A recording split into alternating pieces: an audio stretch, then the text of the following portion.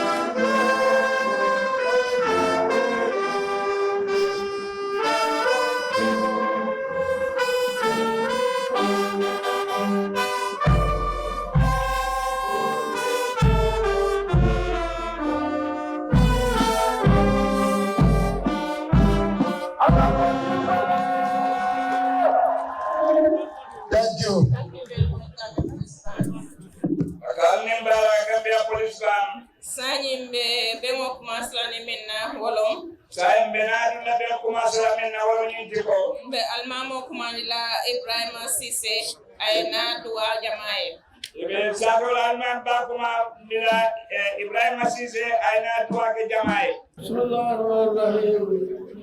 wa sallallahu ala sayyidina Muhammad wa ala alihi wa sahbihi ajma'in alhamdulillah rabbil alamin alhamdulillah alladhi ahsana amalana wa amalana ربنا هب لنا من ازواجنا وذريتنا آمين يا ربي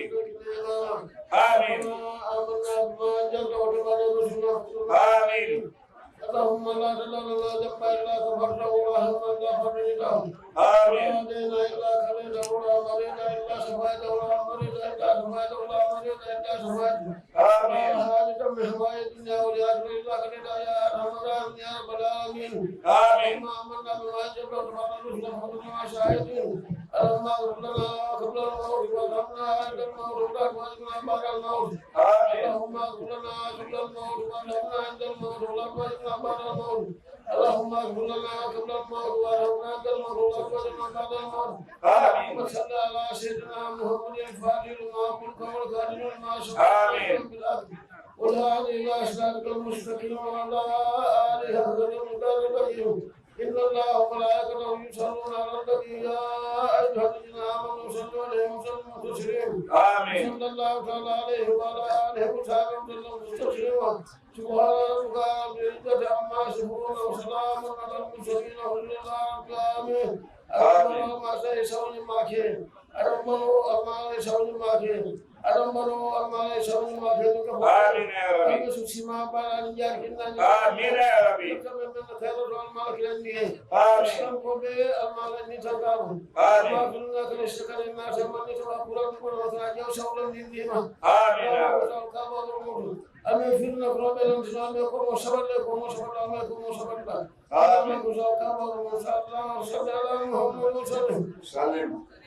baraka imam Amadou Aljabila mu ne jërëjëf imam yàlla na yàlla nangu ñaan yi Sanimbe Michel Mendy kumandila ayna duwa Christian wala silola léegi ñu ngi ñëw Michel Mendy mu ñëw ñaanal ñu ci yooni Christian The Father, and of the Son, and of the Holy Spirit. Amen.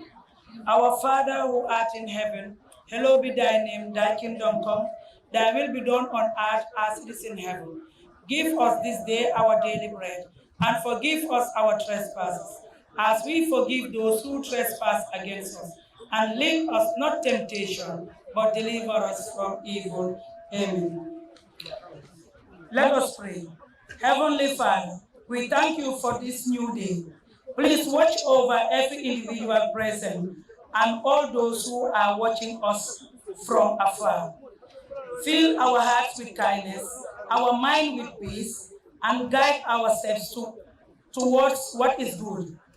May we be a blessing to others, just as we are blessed by you. Through Christ our Lord. Amen. In the name of the Father, and of the Son, and of the Holy Spirit. Amen. Amen. Thank you Michel mu ne jërëjëf Michel Radi on Sanimbe Salikeje Alkalo kumandila Baba Mariko ayna luntamol bisibila Salikeje Sateto léegi ñu ngi ñëw alkaali Salikeje mu ñëw dalal gani si dëkkam bi fii Salikeje ni wo botala mbe buba makalo kumandila fondinkel to yala ay standby alhamdulillahi rabbil alamin bismillahir rahmanir rahim alhamdulillahi rabbil alamin arrahmanir rahim maliki yawmiddin iyyaka na'budu wa iyyaka nasta'in ihdina siratal mustaqim siratal ladzina an'amta alaihim ghayril maghdubi alaihim waladdallin amin amin assalamu alaikum central badu mu ne alkaali mu ne assalaamu aleykum central badibu mbaali bee kontonna mu ngi leen di nuyu yéen yëpp mbe kiyamaanol kontonna mu ngi leen nuyu ay chairmans mbe chef o kontonna di nuyu ay chef tullayi mbe muska kompinol kontonna mu ngi leen nuyu mbootaay jigéen yi mbe ministal kontonna di nuyu cabinet ministre si benn président ba kontonna mu ngi leen nuyu suñu président bu mag bi ali bisimila mu ne ngeen bismillah naali bisimila salkenja alkaali mu ne dalal na leen si dëkk Salkeje fii kontanta bake moom bëgg na tey torop kaali je jam gis leen fii ketani ala tentu bake moom sant na yàlla si lii ani cheo ba ak bette bu rëy mbe kontondiro futan lenna président ma mu ngi gësal nuyoo bi suñu président bu mag bi waaw hadama dingo mu ne doomi Adama naye kanu su la buggee a lafta ka kuhe bu nga def dara si yow isitento mulla dëgg Adama. ko gërëm adama salkeje Salkeje yen kanu bake buga nga waa Salkeje buga nga leen am yen kanu bugangen yengani en sotonye ambe ede bu rafet ci ñoom mfanange kanu wala nyama ñoom tan non lañ la buggee dunia ko mu do man do mawal mbiri aduna danga be tendula menna lu nga gere moy ñum bu mo felen na jam wala yo nek ñu ya lo ñun tundo bele da ko tawal ci tudaye ibayele na jallume bes du ko ubbi firi iko ngani ko ene ndir wala atine le atanga def ko fi wolungoni mbi tema bes ko bele ila ko mo be kumoto wa be musibo ba aben sondo moto musikera ni ngallan kamira sutede de be halatu wabi oh han ala mune yalla ni nyakare so ko defare luba ala bu ko domor ala dunde deka ako ba tendulale da fe gere ya jayi ngasa da ko ay menke lumula defa adama mbe tendula mumla gere ni na shate o mo moma gwa defa central park be central park yek be jayila lumla gere ni lobtano bi ayen tolu wasa do nyale ayen kono fa festa la se nin tundo be tamu nin lumla bi e ba mo fi wo kamala digero ni lobtano bi shi barakallan kam gatem sabate fen kana manki jam na dara bu maketi yemma koy doctorol to gadimale ci docteur si ñin birinja fo farfe ni bala mo be kana jande ni nga ke farfe ni yepirande ñoo sutode ni mboro kam manki jam su fekkene garab de manki full doctor soto jam amul fi full docteur be batale inshallah ni lobda non lo jani shaintem lobda bi musafa bi mele mu some wuluta jam jigen du fi asiata mo chame pasana tebele di namna rifaya musna na rifa be ka wuluja yepirande dulo secondly fulanjang ñaarami yani silo men din yon dingi ñu may metentula ñu la gërëm be jayila ñu la sata metentula ñu la gërëm be jayila ñu la sata fulanjang adama ñaaral aw be tamo menna to senelalu la be kasi ila shola ko luñ bura assez soxla kawle ñinin ka yoy nga latte imantra politique la nekkulo di ko min fama stock mit di famasto ibe walla lool nga nekkati def ntolu ñoom na sene bunda seen buti be folo jelben sama folo mu ne jelben nawet bi ngala njuro sel am na fi tawat bar la njuru membu waaye tawat boobu turo la njuro lem mooy jiw serum ko ndasata turo la tiel man tawat je esmen tuuti inat na tiyo fi ñu ji ni ka barka tam fi so ji ile tieta ka nyam barka du mu ñu nekka jiw barka nte kuma ka barka du le fi moom jiw la rek ji bar ñi nga barka san nan dur na fi no waaye wen na ci barka la ji oto kamala ndigelo ala nata barka dum tiel to yalla def barka o do mandingo tuuti boobu ala e barka ki yalla def ci barka be danna ñu la ñaan na firi wato shita su fekkee ne waxtu ji jot yemma ko nga di bale chinese sol Chinese yeti yashani ñu jënd ak gerte tiyo men ben to la jam gerte bu nekk fii nafa menu kan na tiyo shanjam ko bino lu ka banu sha ñu dee jënd ak gerte ñu ko mun a musa jeexal dum ka bata tiya shan ko dañ dee sona pour jënd ak gerte ba ñi nane la ko men be jam waaye buñ suñu ndigaate ak yela frontière lu muta ñoom dañ téye seen frontière yi jokanu bu ka dum jogaale duñ mën a dugal ni sin to latiyel daa sha ñu mën a jënd suñu chain gerte to do kele nyaadi loolu de jafe-jafe ba la ni ma koy waaye china soo mi ay Chinese wol yenna tiyo wafi ñoom ñu ñëw jënd suñu ye fen gerte soto ñu am dara ndol fana na sot ñoom tam am dara alhamdulillah dafa mel ni Chinese suñu bi ñëwee sabanjango ñu jaay leen seen gerte ñoom ñu am dara ñoom tam am dara sabanjango ñaareel ñetteel ba nawet ye barako lan kanji nga teg sa barke si nawet kaspa ko kam batandi jam biri kaas bawa def leen di gerte de na kaspa soto man sono ajam jot kaas bawa yóbbu nonu be jam ñu nekk fii ye bondi jam génne leen leen fii chain to dum ka kaspa sanna mobile dole léegi mobile yi ñoon de jënd kaas ale tele din tolla yàlla yow la ñu jox ñun ikalin na nyaajelu fitanye yaa ngi fompa suñu lombol to be danila kon ñu la ñaan bari be tentula ba ñu la gërëm tam be jayila ñu la sata alama ni shimala yàlla may na banko shambo du yóbbu réew mi alama ali ashon yàlla na yàlla yombal la hormon barke yàlla inshallah inshallah sali alam sel wala abaraka alkalo baba abaraka ya fonyele ko buba makalo Alewana kone buba makalo. ale silo ka ban futanam Muksira luai aga kufi. woto mbe fatu keta kumandila fondike muso to yala Mame o patu keda sutri daw jigeni. bismillahirrahmanirrahim Bismillahirrahmanirrahim. mbe mol be kontonna Ayeni mbolo mo tewi. mbe mfama kontonna Mr. President Ini semua baik, His Excellency Mr. President. mbe mfama kontonna sefo ala jani mbuluba bulo jatamuta jato Mune semua baik, sebo alanjai, semua yata bidende. mbe musolla moy mula bande kontonna jatamuta jato musol bama Ini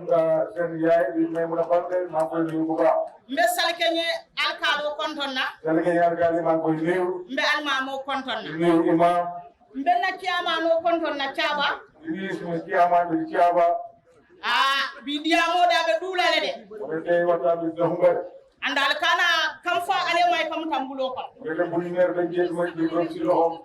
alimbe diamola musolle Yang mana kiri lagi watanan, man tara diamo cewalede watanan magori le. kambiya musol allaftam fama e mune kaliye Kiri ni gabe lagi yang bukan semua kaya depan. kaliye leftanoje Mana kisian lebihan punya kebi. aya siloli jele Kisian tele boleh kebi. aya karambuwoli jele Kisian ekor tiga jadi. ay ni moɓe komala jirim fayje Mulai sudah bahasa kenal, bahasa kenal. mpp musol Mulai jadi MPP. nga fenne soto namanam men soto Mereka mereka musiko am. wallahi muntumalen sokuta maño suɓe Mulai kerja putih berhati wajib. nunto kursu ɗum nata ñim banko ka Mulai nuntode anak zaman seperti itu. otumo ce musu moɓe fanore ɓe Mulai zaman berguru dia. bari fama jamanodi yakala de Wah, semua zaman baik ni ada. moɓe ka bele to sidi faye ja Dia dengar cakap dia. yela mobile o bouton o dete Nanti gosok belum mobile. wallahi ni ɓenta man sa hina ndaw fe kada ha Apa soal kerja buru ambil mana? Ada apa aku? aligan hakkilo tu Neng baik sih jam. man sa men ɓe mbulu Buru ni ada jo. ni ñum man sa kanatanma Buru di situ saya itu apa sih? mbe kumbola mbulo e faña jeela ngayama mbulu ɗo ko mbota marali dole ko Apa sih juga? ali marali jaw ngaba kotake Buru buru jadi kan itu orang malu. mais mi yañim man sa Kuela buru buru sepi. nte fatu ba mbaroɗe jaaba kunda nga kanu Masa aku bawa orang siapa kuda sopan. niyaje nga kanu Terus dia masuk apa? dalili fula Yari dari lah. ay musol la ñantoɗi Lepas tu ay cewol la ñantoɗi dia polisi nak. dontor koɗo mina dawod randi dontor koɗo mina dawod randi Mungkin siapa pun akan ngeri untuk hari ini. mo dontor koɗo niya business oke Mungkin hari itu pun dia bisnes. muso men kan dawlo gondi sa wala siyata babañol ɓe damola ɓe ɗo ko Dia pakai motor itu pakai niyaje nte kundigo men jatan aliyente men jetto lorin al safon fama e sanji saba nafutuo ɓantala ɓenna molel ya ncema ko ngaɓandi MPP ngata UDP moli ye kila ki ka e sabari ay tara MPP hanna manta politikola katekela nka inda haɗam ɓaro falinna alada malla bar mota gondinola aɗam ɓaro noon Mandi ngeri matau kerja nanti. Masih tasnya nyaki up. Dia semua ntani jadi. nadi mbayaɓe sirim faleya Mana semua jabot semua pola. hey kañum falinna alayaɓe bar mota falino Dia mau masuk. because nga kamle Masih dia mau masuk. nte hani mobile o momoɓe jaw forumo kono ɓe ɗon fatu babarolle nde fatu kete boka kuma duniya kono yan soron barola kuwalale kunum ka mitimo kete dawɗa kombo kono mbeyayla kunum ka boɗan kombole mbe feriya kono terminaloto UDP muso kirita ko niajeɓe gunda soronna ila tala min widiya fintindi ya fañina mun na molutu kay warobu ka kafum ke jinoli fon ke ɗan ko ɓaro mat kay warobu ka kafum kede wallahi nga adam ɓaro kan ñamen ni moɓe ya kan wo ñamen ɓe ñimmutala foforema because momi alala futo ɓante ni ɗiŋol ɓeere mole ma mocciya namanke allahu taala man so pour ñin cendiŋo woto nga faliye ko sali keñe musolu njawa kunda musolu musola ka waliya wulu musola ka mansa wulu ni ale man sabandi musoñanta man sakanule ay i fala kordale tew e man kuno woto ala lo ke bari i fala kordale tew mutale dim kuru yani sana fala be man fayta ko bola kordate oba keno wala le ma woto ali nga hakilo to nga kan tawdi mfamala nga nyandi ay ban ko modu kanule ali nga kanu ay ban ko modu kanule ali nga kanu yo ngani kondo ngo fama kondo ani bebe kumandi la diamula to wolo buba makalo fondi keto yala buba le buba makalo le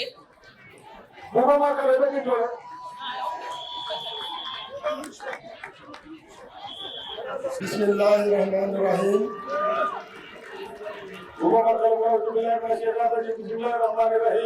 أعوذ بكلمات الله التامة من كل شيطان وهمة ومن كل عين لامة. السلام عليكم لمباي موربولو مي الكالباني المامي با كونتون نا فلو فلو والمم جاتي بالتي نمبوتوتو His Excellency, Your Excellency, Commander-in-Chief of the Armed Forces, Commander-in-Chief of the Armed Forces, leader of the coalition of MPP, NPP party leader, ne kontong inila nomanyo fulolu, Nila Sanyari no Jawari, nga minister be kontong, Minister yep, nimbototo ngana governor kontong, Governor, na deputy governor nga kontong, Deputy Governor, Honorable Suku Sinate, Honorable Sokosina, Honorable Alhaji Jawara nga kontong, Honorable Jawara, Honorable Maimuna Sise nge kontong, Honorable Maimuna Sise, Lamin Jawara nge kontong, Lamin Jawara, nganna sefo kontong menkata Alhaji Fabala Fadia Kinteti. Fabala Fadia Kintes, President wa Abula Sefi Allah, bari bi akaden telefone ye campaign ki amano let. Alkante men jalorin jang Bubakar Makalo bari bisaba mayen faramboto wolto. Birin 2016 be President Barrow normally for 2022. Ayambula kunkolto doku wala dabadato kuyata wala yatinna afota sira wala lowa baribu. Bari wamanke nyintiko kafoko tole President Barrow konnele wala NPP coalition oni. Wala nga for NPP alliance. To labun kono sonko wala fondi dibide carte kesola. To nata tam faye ntata ke independent candidate. Niyo independent candidate ojibe. Carte o membe faydan to law banko kan. UDP e carte kesa uli fula kebe seytan kono to ni nan le soto.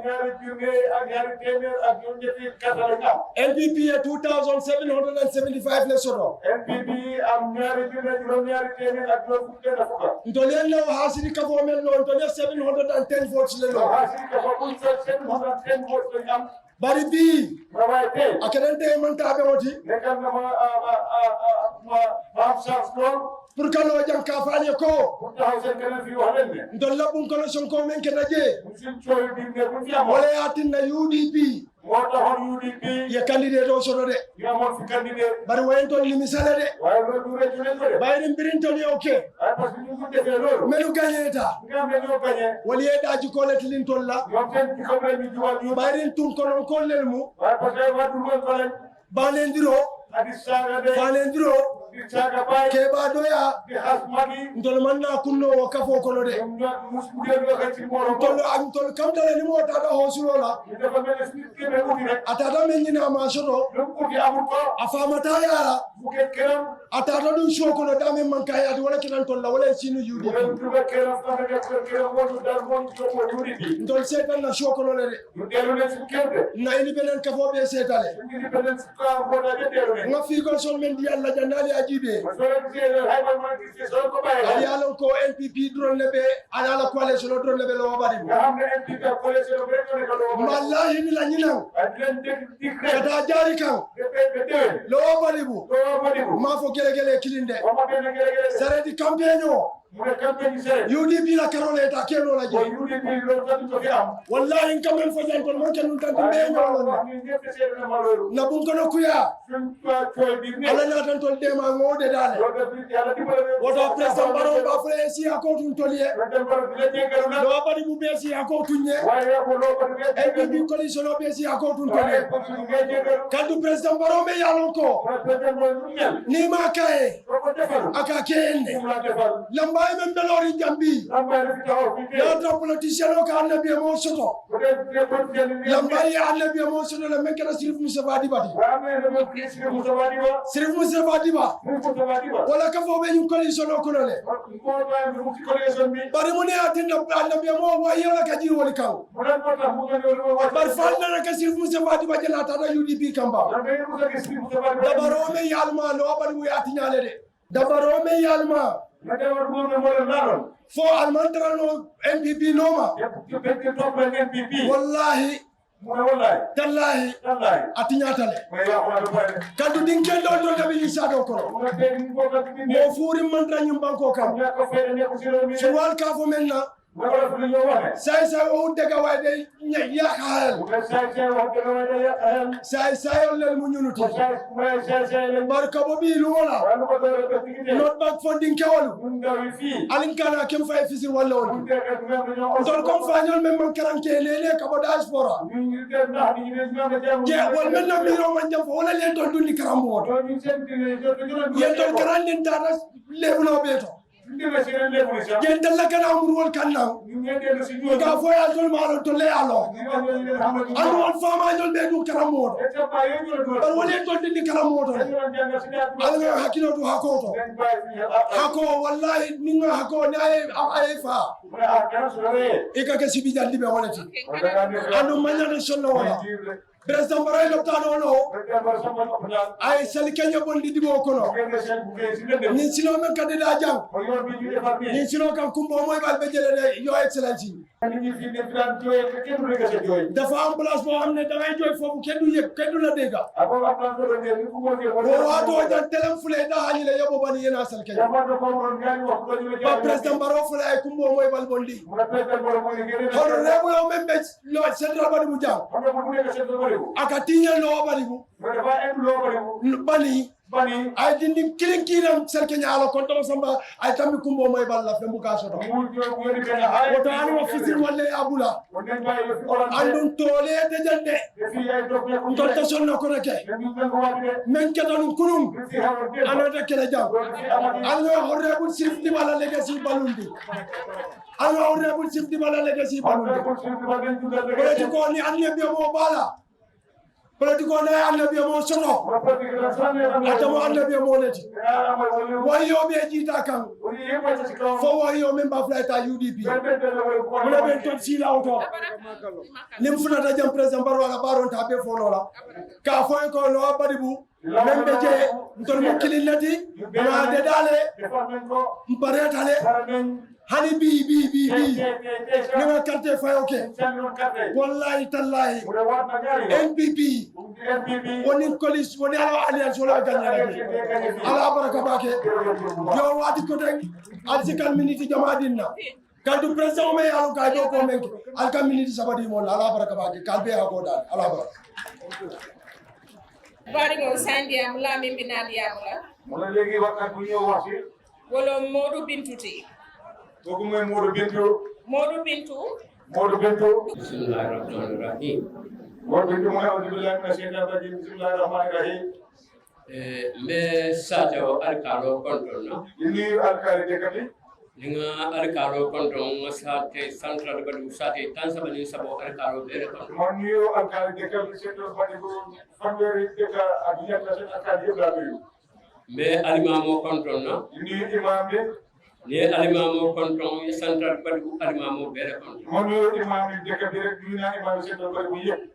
Mbe sefo kontona ala haji jan. Ini sefo ala jaj. Ya konton dron ya not bank sefo bele konton. Donc mo ko ni la sefi not bank yet. Be Adama Barrow konton. Your Excellency President Adama Barrow man ngay nuyu. Ini la minister men nunata. Ak ministre welo andal. Ani la permanent secretary lu. Ak permanent secretary. Ani la security lu. Ak secretary bu dikarangani. Be konton no be bismillah la salikani sata o. Man ngay nuyu di len dalal di salikani fi. Ndele mu Mamadou Bintou Diba. Mana man may Mamadou Bintou Diba. Wuluta ni sata wala ko. Dega bi la bido. Adum be sabatri ni sata wala ko. Dega bi fi la to. Barbe president o dalna. Way Your Excellency man ngay ñaan. Be dal la bi. Te na la ñaan. Yen so hakilola. Ngam may ma sa hel. Yen so itulola. Ngam may ma sa noppa. Because meta politique ko non. Parce que yaga ne ci politique bi. Adum bimbe men fara salikane di ngodi. Te prima hada ko be salikane. Ala Sénégal ba. Te bi la leer nañ. Même fala salikane ko do bi. Ma war do be salikane te. Abe siala fana. Dina buri tamit. Wala yatinna. Lolu motax nge dal. Ma ngay ñaan. Kana la moy gisola. Du ma deglo hol. Yella moy hakilola. Nga deglo ma hel. Ala hakilo ben karafet. Ya yalla hel bu nga dekk. Folo mbetentula. Ye ben di la gërëm. Dalil juma kam. Ci ban dalil.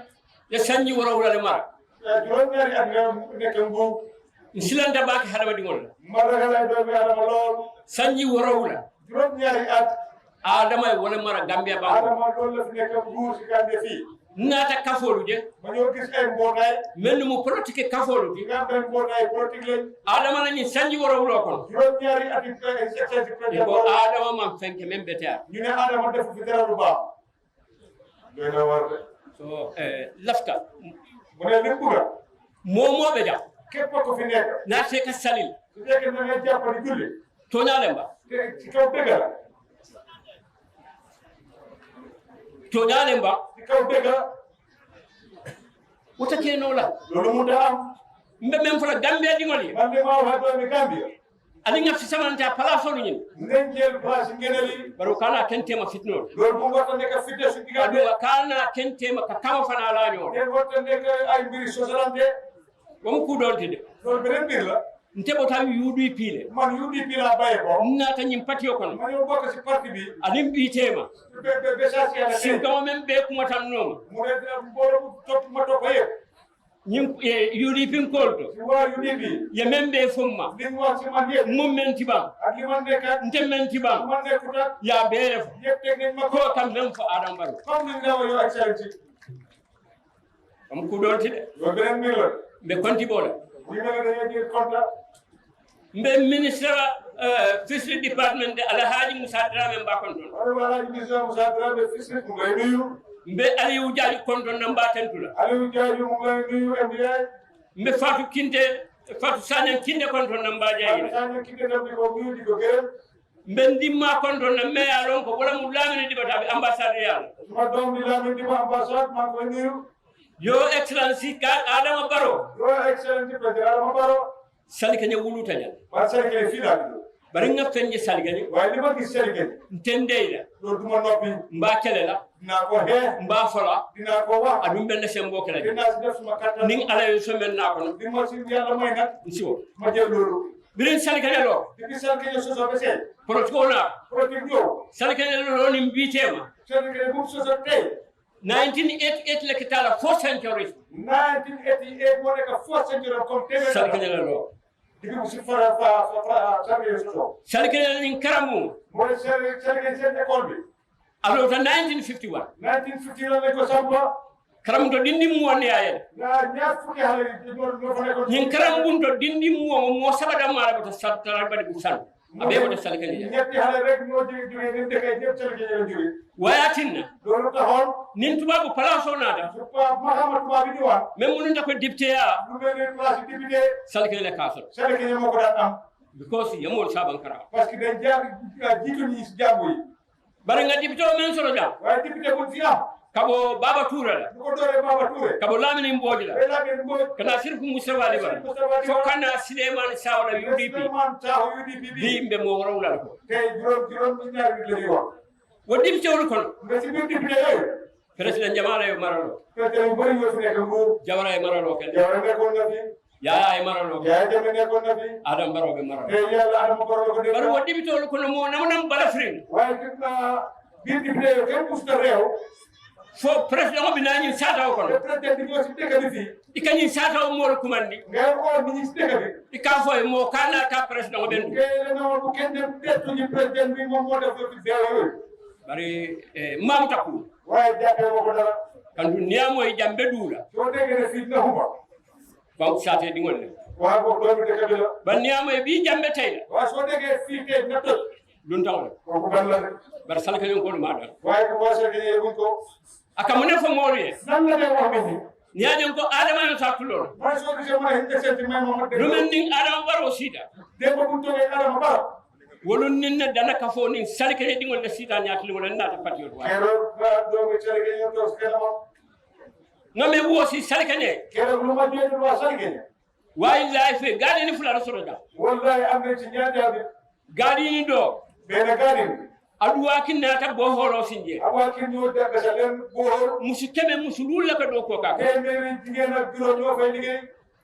gadi no nyintinya gaadin bi yàqu musoli ni mesiri man do ko jigéen yi toog amul liggéey ngolo folo wosi adam loolu bar laa ci nga jooju excellence bar men ka fusada ko no bi waaye tey du ñëw si bi dëkk iko adama baro ko do bolla dinna pour ngaw gadi no sansan ni na dimba ka wada do ne Adama Barrow daf ma jox xaalis pour ma fenn gaadin boobu maa suma njaboot xaalis boobu ñu lekk wuluta ko la bulo kono village ak mu ak wuluta ni sata wala wala des dëkk bi fii la juddoo même mun tet man ki nekk si man atol le wolonte yéen ma gën a xam nsimen keno man li ma mën a def alialo xam ngeen ko ntemen keno li ma mën a def alialo xam ngeen ko bari nebo patio waaye ma jógee si parti wo manya na tinna loolu moo tax waral aliyela fi ngeen buga kamolu nyori ninna di tax nit ñi xeeb ma altano doole ko mun salikane sato mu ne dëkk Salkene biri wuluta jallume depuis jamono moo fi juddoo ba tey mammo tora musu musuma fee toroxal kenn namuna wulu ya fo moy musuma fenal kenn namuna modin soro musuma tëj doomi nit nyin sata wala nyatota mu ne yokk ma dëkk bi sama ferandi képp lépp lu nga xam ne nit ñi sata o ñaabe loro nga kam fekkee ne waa dëkk bi ko teg ko ngela le taro la si salke man suma leetar moo ko tax nit ñi mitno wotala ta social media ya soso soo meeting bi jeexee na nga dem social media parce que miin ngeen ma ngeen weddi bara nga men koros waaye li ma bàyyi xel wala na nga adama hako dan ba loolu tax yow excellence ma ñaan la sa wa musa dram hako dan Moussa Ibrahima nga fal ngela mu gambia demara la president du badano man tey ñi nga xam ne ñooy napp si géej bi man maa nekk seen président ngela mu kidi fay dano la president te ñi nga xam ne ñooy xonta association mbay seen président banko be kew mu ne dëkk réew mi yëpp bare ni musa sita lumfolo men waaye de bés man di bés ngeen ma toogal Moussa Dramé ay ko local government be ni na da fifi di be do fana tinya ñu ne man na ko ñu ne da ngay yaxal local government ak yow fils bi tam di ko yaxal bare musa mo ken do de waaye Moussa nit ku baax la ko ñen ko sana gum kana mun en sana gum man ko wa waaw mu ne ko suma kel mu ne ko waaw ko ñanga do ko mu ne ko nañ liggéey men yimbe sen kan dalilo men kam soo gisee may nettali wat bi yëpp nko ma ne social media social media ali nga hakil do nañ bàyyi suñu xel bu baax ikala fenne lay ma men sede da ngaa góob li nga xam ne seedewuloo ko bi ni musa wulta te ma jóge Moussa na longo men tala te li ma xam ne Moussa nda telente si patio to te moom moo ma indi si parti bi andu laba mo musa ay dia mo men be kenni pour ngata ni adama si ngata patio to na mira num fo ku potel fanga ke man Moussa du ma xelale wota nga ma def pour ma ñëw bokk si parti bi dem toog Adama Barrow dama foog ne leneen moo nekk si mbir mi ni miran téléphone da ya soo gisee ak soo ak man ma ñàkk ye miran na foire ya man soo gisee man ma nekkee Barrow ye miran na londin ta ya soo gisee naka la ñàkkee xam-xam ye ñafana ma made te dafa ma tamit musa ay la fi kan samba man sa nay bulodu ñobu nga do ko ka dun dem gambia di ngone Moussa bu ma jël yóbbu ma si buur mel ni président Barrow pour ma joxante moom loxo liggéey te man doomi Gambia ngam ba wala dun dem man daf ñu ba man su ma bañoon loolu kon man bu ma yokkati réew mi bar na dem en cross waaye li ma ñëw bàyyi xel bir nim adama baro sita lume bu ma toogee excellence bés boobu nga cross roket damay bàyyi xel mbe meeting dulaje ci gam nit ñi ki dina kaay bi molu mennu na ta meeting la nim mennu na ngir ñu àndaloon ci dina kaay boobu be siri ñu ngi toog mo do be je am na ku ci nekk banin ko do wa banila ala tanalan kam ni kono ñosi man pour ka diamu ñi pour wax man bari adama ben natema adama wona ko amman la fuka tambi adama ñaato buda tam robo kanami burbi adama ka tam président baro ko romba adum tani ya jamme kasi te man dama to ko ya jamme moto kala ya jamme kenn du def lo ya jamme wala yatinne bir ya jamme kabina yoto bu ya jamme o hayne def adama ya jamme momen nan jerata adama lim ko ton def manelo bari adama mang ya lom baki wa adama wa ya ko ya fana ma adama lom baki ay wa ya tam adama ko ko gambian ko beñini ganani african ko dictateur jumala be je men ka fakke sada be marta din ko mo ne ban dictateur mo fi nek ak ngam be tugal ko ci bir pa ibe ka bure ka dum dinkol ko yete ne daw ko ci bir pa ye momo tra kaka mo le fa so ke ko ne rek nit la ke fadinta amana am fidde banko mu mo be gambie afrika mu mo be afrika bembe samer do lan keke samer do mo ne ko gor ye ko be kat def nañ ko lu nek aman fel defu dara ya mo jam fata mo ne wa bi dara bari ka mo ne fu silan ko dage wala ne lo waxati kon mo tawro wulale yele man di ngawlo fo adama e adama ko nana ta jam mo tawro wulo itandala ben soro ñu ne man ma ne juróom benn fukki nit la soo ko indi leen adama mu ne su ñëwee fii ci tudd dina ma tëj go mek mo ka na janna la baraka ma ne fii lay def émission la ci jërëjëf abaraka Sani mbe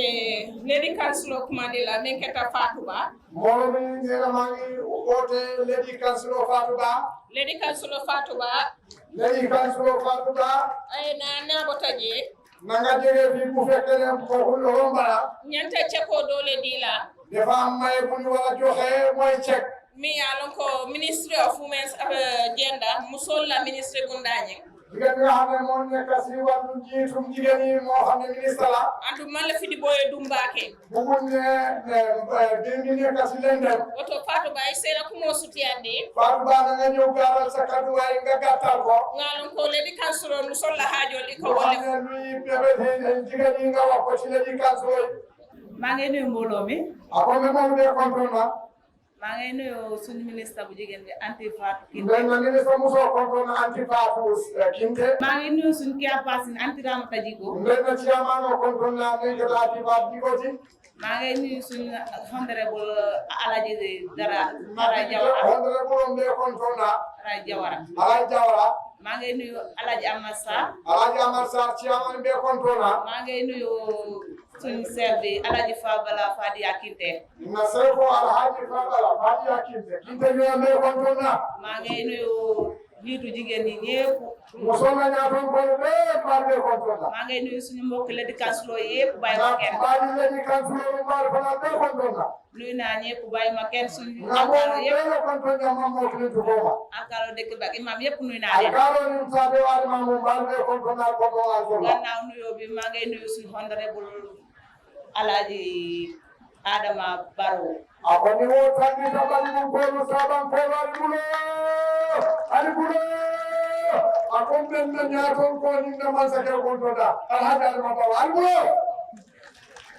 maa ngi wax Adama Barrow jigéen ñi yow lañ yaakaar gis nañ sa liggéey ñu sa gannaaw. ako président Barrow mo sonu ci ko muy teleti in ci kite tele la ndax gis nañ ne mbiru jigéen ñi ñor na la ak ndaw ñi ci réew mi. ngaadala ko muson la ko mira suuto ibuka sire ko damare mira ani ko dinki wala ko doo mos a dem bàyyi jigéen ñi gannaaw. yengene tabor la kata ka muson su ko ba abada bugatoo jigéen ñi sonna. idum mal la fi muson ye bata di mba ko yaa ngi ci yoon yi yaa ngi ci machine yi yaa ngi ci lépp. ibe sinolu dada kan ibe masugolu dila ibe kurbela kontaan nañ ci yow lool inshallah bi si gannaaw. faatu ko kontaan ci la ko baate ndax gis nañ ne ndaw yi mbiru school yaa ngi ci taraay bu baax a baax. mi dul school men yalla ko be ni lola ñu ngi lay gërëm di la sant. do kon don na be ten la baate gannaaw gërëm di la sant. ni mo ko dio kon don mi lo ñaay ko la ñu ngi lay yokk di lay ñaan. mala faala ko de ke daan baaw tere wuti man sa di ndax ñaaru ko yow da dañoo am ñu koo xam ne mën nañ la dëkk say loxo di la ñaan. ako mo bor men mum tol tin tol ñanda tawle te bu la ko la be te bu la ko be daani la gannaaw yàlla yow la jigéen di yaakaar ak ndaw ñi kon nañu wax la sa suuf ala si ta ko la Gambia musoy nga dikiri mo no wala bawol wala tin be jaari la kon nag ñu lay wax Excellence président Adama Barrow ñu ngi lay wax ne Excellency President Adama Barrow beeɗaani la loo wadi bu not ñu ne la yoon wi bëgg nañ ko loo waɗi ɗum koyru ko sinate fanaaru ɓuluɗe yoon wi bàyyee ko Njawara dem ba Meltekunda ni woto Njawara ka taa ɗum Tekunda bëgg nañ nga def ko comme ni nga defee ni bani ko Njaabakunda ako kiili affaire ya muta ala teye ba siro men ke senen ne fa sahaba jam ndax gis nañ ne ambulance fi ne kenn sonnatut akoy ambulance ni mo la mo ko bata lopitaan du sori kon su yoon amee mel na ni jàmm am na to mori ko mo batandi kon nag ñu ngi lay wax jërëjëf si sa liggéey kon nag di la jaajëfal ñu ngi si sa gannaaw incha allah 2026 ndaw ñu ngi si sa gannaaw 2026 incha allah wi boro lañ bugg a soxla 2026 ni ala sonta ni banko kam ba ko de wi boro jërëjëf gërëm nañ leen sant nañ leen yesen tunge kon do baraka ako babu ba ni mara lady councilor bi nekk ci area bi fii lady councilor be ben na tundo de ande kon do ni jandindi bobe dunna baake bala mo gede kude ministre mi yalo ko telma tam solla kuola ministre bi nga xamne mo am walu jigani kamal yalo ñame comme ni ko xamé banko la président moy président rewmi Gambia ministre bunda do nda faye sañi ko do dole fana londi mu sol sembentu ya ko samba mo ministre bo xamne moy chefu ka walu jigani do bare ñu taxawal leen kon bo xamne da fay joxe jigani pour ñu dibal sa o sembentu ya kono di dole jigani bi tay ceko mi yalon ka tata million fula wuli keme sey bi nga xamne ñaari million dollars la tollo ani wuli keme sey ak juroom ñetti téeméeri dalasi ibe wala dila muskafo mo wani sabala jam ñetti junni téeméeri dalasi la ñuy joxe tey mbe wala dila musol la kafo mu kafu mo wani saba mo ne ñaari fukki portail ak ñetta awo ni musol kafu ñola mi be kafo ñin kono bo betale tigal yi nga xam ne ñoo de kasi tere portail bi wala musu wuli fula ani musu mo ani fululu ñaari junni nit ak ñaari fukki ak juróom woto misal la musol la ministre mu ne jënd ak basic ni bi nga xam ne mooy Fatou Kinte mom honorable Fatou Kinte mba kumandila attending his excellency president Adama Barrow police nyimbu nyaadi musolla nyumpo o be pare di terale president Adama Barrow ñu jox jigéen ñi teraanga bi algulodi la saban ko lu nga ne ya man ko Bismillahir Rahmanir Rahim alhamdulillahi rabbil alamin alhamdulillahi rabbil alamin أعوذ بالله من الشيطان الرجيم بسم الله الرحمن الرحيم الحمد لله رب العالمين الحمد لله رب العالمين موي فولي دراني folo mbe banko kumandamba kontonna wala jël ma ngi nuyu goxono tundu bi yépp anana deputy goxono mo ma deputy goxono ani banko chefol ak chef yi nga xam ne ñoo nekk ci tullo bi ko chefo alaji jañi la chefo alaji jañ kana chefo dul sonkala chefo dul sonko kana chefo alhaji chati cham chefo alhaji chati cham kana chefo alhaji fadala fadi yakin chefo alhaji fadala fadi yakin kana chefo alfa mariam kan chefo alhaji mariam kan neni be jam na chefo la tolu be bu wol mam futa jam ko wol be fara be be konto mo ne am na ñoo xam ne délégation la ci tundu chef yi nga xam ne ñoo ko waaj ñu leen di sant di leen gërëm ni bodo do kana loolu sa to la ni kaabo men xamne be jam ba konto na na moom ñi nga xam ne moo fi nekk mooy jargal de kam yi ko nuyu ni bodo do fana buñ ko jógee ben region executive konton regional executive bi yëpp maa ko nuyu kabo region chairman alhaji ahmad sall regional chairman alhaji ahmad sall kana duma be ci suufam ni bodo to kana loolu ben honorable alhaji suku singal konton na honorable alhaji suku farman singate dula akale konton na lamir jawra ñolo bakar singate ñu lamir jawra bakar singate mangi ni ko yëpp maymuna cissé dabo ñu maymuna cissé dabo ñu leen di nuyu kana honorable ambassadeur alhaji jawra mba konton honorable ambassadeur alhaji jawra ñu leen di nuyu yo bada jenna konton diro kana loolu abida his excellency President Adama Hino Cairo Dokula Balafa Baro Mba Kondon moom la dem na leen di mu doon Adama Baro mooy Hino Balafa mooy yërmande ak ki nga xam ne mooy indi yokkute ci réew mi Alhaji Adama Barrow nala cabinet ministre be kondo moom ak cabinet ministre yi mooy àndal yëpp maa ngi leen di nuyu na kondon robita na cabinet ministre kam faw terima Demba Sabali ba kondon ministre bi nga xam ne mooy Demba Sabali suka xarit maa ngi koy nuyu ba fala ko president e bula do ko men na president Adam Barrow ay bula do ko men ne ya ka man da nyamala andu ya ka nyamala wax dëgg yàlla mu ngi woon ne président Barrow liggéey bi ma sant def ko defee anam bu rafet waaye ñu ngi woon ne jërëjëf mbare ndimma kondon na Queen Jammeh Queen Jammeh maa ngi lay nuyu Demba Sabali mbe temple mbe jayla Demba Sabali ñu lay sant di la gërëm president o men dila amune président bi lim la dox ay do ko men dila ya ka nyamala liggéey bi nga xam ne sant na la def ko nu mu waree bira e ka ministre of agriculture ñu la tegee ministre of agriculture wala mu général di loolu mooy ñi nga xam ne waaye ñi dee béy Gambia dum na majority be mu général le kat yi mooy majority Gambia men nyanda général la ela wajibo men de yake nga xam ne mooy seen warugal nga jotil leen ko rin president Barrow yow ak président Barrow ye jamba do di nan asida nyama wax dëgg yàlla indi nañ ñu engrais boo xam ne doy nañu sek ye turo di na fana asida nyama dal nga ñu mooy jiw bi tamit si doy na sek ka fol fana ye jamba do di la mu ne am yeneen mbootaay tamit jox nga leen fertilizer mo tan Gambia banko kan jambi men sa fa ko ndama jamba do soto kon nekkul ci Gambia te kii wax ne man de amoon engrais wala amoon fertilizer o don be tan dulan be jayla ñu lay sant ci loolu Demba Sabal nimbo do loolu ministre Demba Sabal la karola mo Demba Sabal ci wàllam ha be do ku kendo men liggéey bu rafet bi ngay def ye continuer naa ko yokk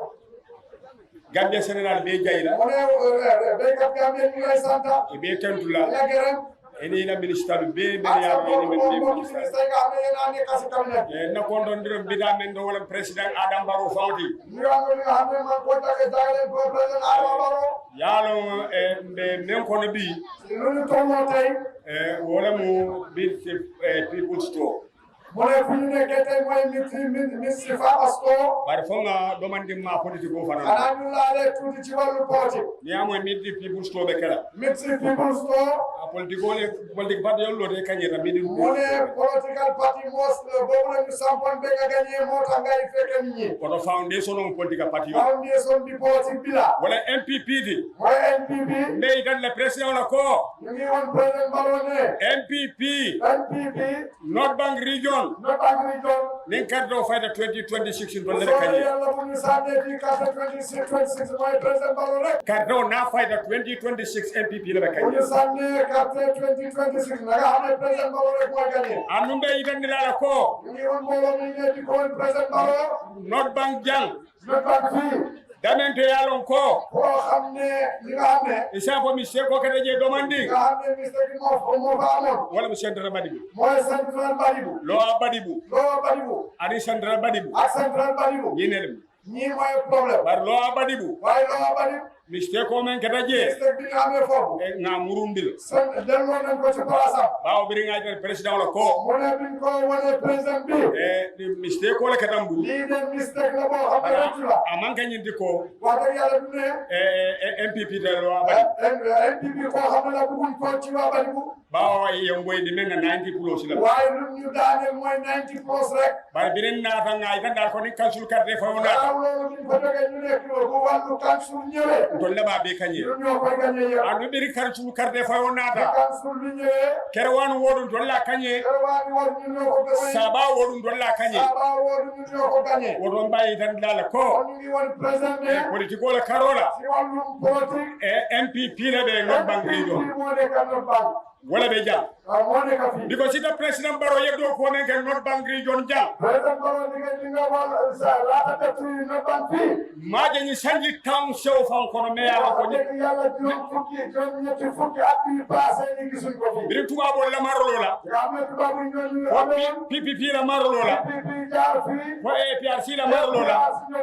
yenen ke North Bank jam ma ka jam ci walu yokkute musuñu gis ken ko la lo badibu sate mu wandi lulle be je on est de bande ki ñaar fukki de katino mo xamne ya be ka courant lolu yedde ko may courant sate saba ñetti dek rek wala poro ma lo modeste ñu ko kuma be ka courant wati yep nek na courant ay bi tan men be ka ja be ka free tay yep free la do central badibu sate taw saba ñom be jam mu ne juróom-benn fukki dëkk ak ñett sa taw me alon ko aman courant soto dëkk bi am ne amul courant e me tan wala sa te woro wula mooy juróom-ñaar dëkk rek moo amul courant e blabe courant soto ñëpp am na courant ñi menu desata ñi nga xam ne ñoo manqué be daani la ñin na ngeen xam ne ñu may e ñaan jamin 26 balaa 2026 abe courant soto nga ne leen ndax bari mu kala ñaamu tafi am doy ni wo bota je gannaaw loolu honorable president Alhaji Adama Ino Kairó Barrow mbeñi fole ko na honorable Alhaji Jawara Your Excellency the President Adama Barrow man la yegal ni Alhaji Jawara suñu dibida bi mba karafalen ñu la koy dénkaane mba karafalen ñu la koy dénkaane mboto en dew men kono ten ndax nga xam ne lan jóge léegi loo badibu même mo be yalo ko be lo abari mi sare mo woni la tla be do konton tabaye be kunu ma la ko yaa ngi si ñaari fukki dëkk bi ak juróom moo leen togalaan mbaari tentula lay santa mbaari jey ngërëm ci loolu ende tentulo futan la men fanama ko nga xam ne ñu ko tagale ci nit ñi alin so do man na ben kanto yalo ni nal ko tamit la janga ko bi tala men be mbulu wada nga faade ben kam ma ko yijam ñi nga xam ne ñoo ni dimbale fi do la chefol men ibe jam wala mu bi bolé fana mun na dibitewol nga xam ne ñoo ñu dekkale fi ñoo ne chef wala di jani akam ma koy chef wala di def dimbale ay men di do lañu sanji bulo ko ñaari at ñu se bu gene ay ni si woro wala si bokkana ci ko le ko ko le karo ci politique chef Mamadou Chadi Cham chef Mamadou Chadi Cham abe wala nya moom tamit noonu chef Fabala Fadi Kinde abe wala nya moom tamit noonu la Joji Sonko abe wala nya Alfa Mariam Kan abe wala nya na kan chiamano bi Papa Tunkara be wolel be lori ni ni moy ko le ke fonge e tempu su singate na be jawra ane Bakar Singate Maimuna Sise Dabo wali kamen kan to le jang ni ñoo dekkal fi ni aje politiko ka tama jang ndebe sanji taworo wulole wali yo bar ni aje ka faade ko ni aje politiko ceba be do na politiko la tama kan wala be ko ma men ke mamande e ni sukuñol ni la committee men be jalla men ñol e kamen ke to le jang e kamen ke ñi bangu gandal e ni na chefo e ni na commandant e ni na deputy governor e kamen ke to le jang woto fongo yitande mul mbaari tentula mbaari jeyla yina mun nakku moti mbe na honorable madame sansa ni be kata la do kumandila way bala ni o nga xamne ñoo war gala sen kaddu buña femol min yano ka keta jam yo fana kibaro dinna amna teranga yi nga xamne indi nañu leen ko fi da bo tamit yek na ko iko honorable Fatou Sanyang Kinte honorable Fatou Kinte ay ni sifulale di jang may na fi ñaari naga ni sikilima ya di sate wala ya ke kontoti benen nak bi def ko joxe dek wa de kay pour ñu def ko ñu togal ko gani kilimo ñing ayadi his excellency la sake simoti ñaaral bi def ko may président Barrow ak mbolam yépp pour ñu def ko réré wokola al alkalo baba mariko diba kala wolo al jarga borom de kami moy al baba mariko afana ni sodi president ko tam joxna ben nak muskeba mi ka faye na ya fati men bi nga xamne ne fati ko yoye afana e baadi president mo tamit joxna ben na be président maro bu de mu réré ko woto sete tunge jay ñu sanda mbolo ni den ci nga ci lo sen maye bi sanyi be tundola sefo kumandila muy tuddu sefo di la ñu wote legi meketa alaji jay alhaji jan ay nani jamaay kata ñu waxtaan ak mbolo mi alhaji jan na ni mbota je se saw karadola dum fa joge be pare ñu mëna dem ci benen wala albulori alaji anja sefo albulo alhamdulillah rabbil alamin alhamdulillah rabbil alamin be banko mo be ko don mbolo mi tondo mi yamande ni ñu wax nga bokk yépp mais to moy be ko don ko xamne de nga sa turu ak ko xamne de bu forum ma ngi ñu kenn ku nekk sa turu ak santa be banko mu sol be ko don jigéen ñi nga xamne ñoo nekk ci réew mi yamande ni ñu ben baadi chefol be ko don maa ngi nuyu suma àndandoo chef yi yëpp ak suma mbokki chef yi le général be ko don béykat yi yëpp maa ngi leen di nuyu Ba fla president e contanta baake yo président Barrow ne dem kontaan te lool